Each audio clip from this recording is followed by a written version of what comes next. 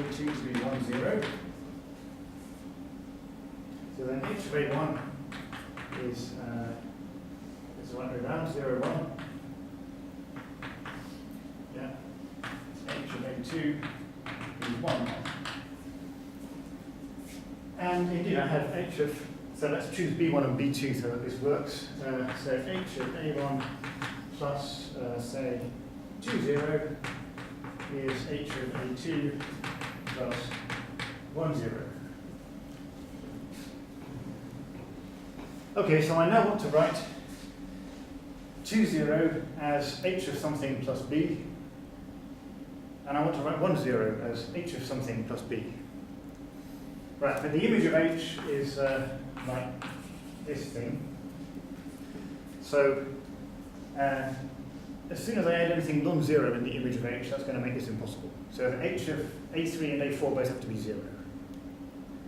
And then there's no b that solves this.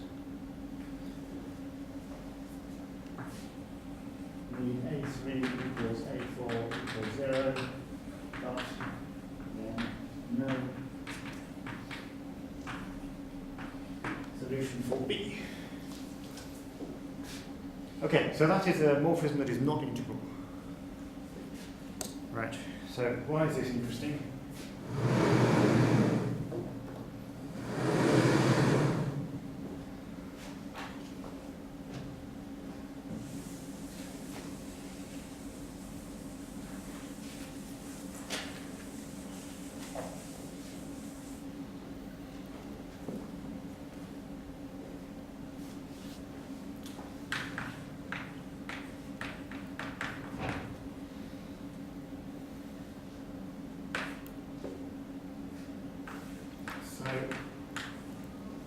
We have a proposition that says a morphism of monoids like this is injective and integral. So Cartesian conditions 2, 3, and 5 are the same as 1 and 4 plus injective. Okay, so this satisfies those things. And so this is condition 5, and then condition 2 is if and only if say P. Wait, which way is this going? Do I need to write spec or do I not need to write spec? Well, spec.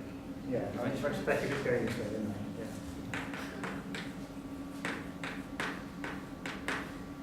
Yeah. If and only if this is flat. Okay, so this is the condition that allows us to identify when these standard smooth morphisms are actually flat.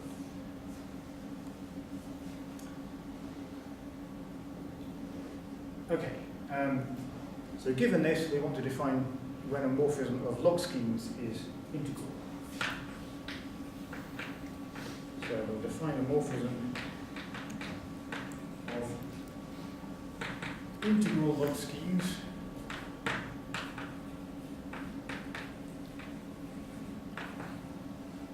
to be integral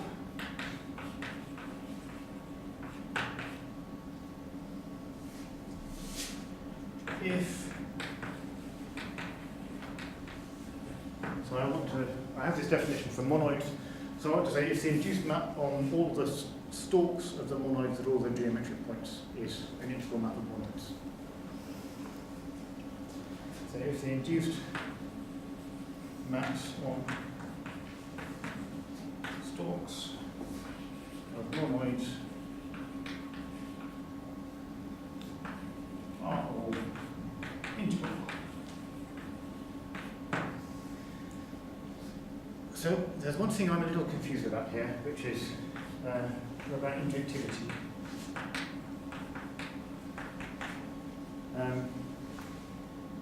The way Kate phrases it sounds rather like these things should be automatically injective, but that doesn't.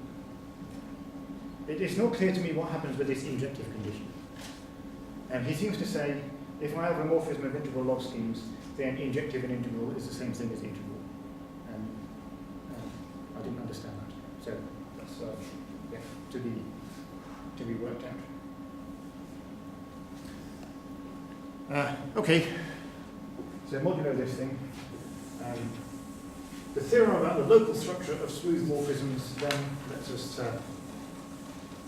just combine this proposition with the local structure of smooth morphisms.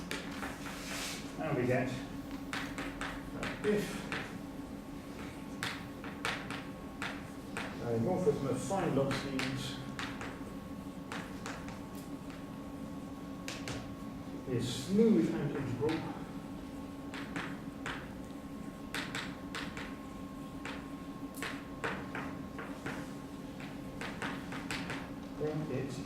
then let me be careful. Then the underlying morphism of schemes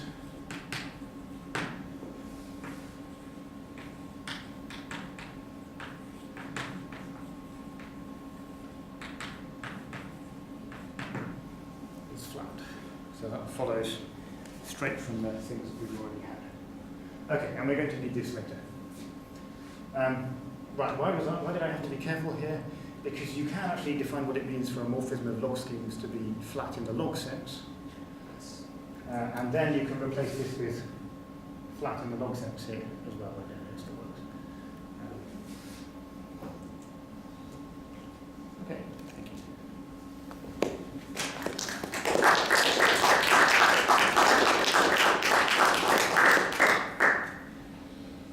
Are there any questions or more questions? Does flat in the log sense differ a lot from flatness in the underlying morphism schemes? Yes, so I think it really does. Like this, so log etale implies log flat, and so this blow up that we saw, which is log etale, is also log flat, but it's not. Yeah. Yeah, so this can be log flat and be a long way from being flat. But log etale, log smooth implies log flat. Yes. And there's a fibre-wise criterion of smoothness in the same way. So if it's log flat and the fibres are all log smooth, then And she also says that, like, if it's log flat and omega 1 is log smooth, yeah, then you're good, I think. I don't know a counterexample. I don't know. I haven't found it in others, but it's big book. So. Like, for example, for what? The question that Chris asked. I think I know. Okay. Cool. Any more? If not, then we start again in 28 minutes, when Rosa will continue the story about curves that are log smooth but not smooth. I wish to thank Martin again.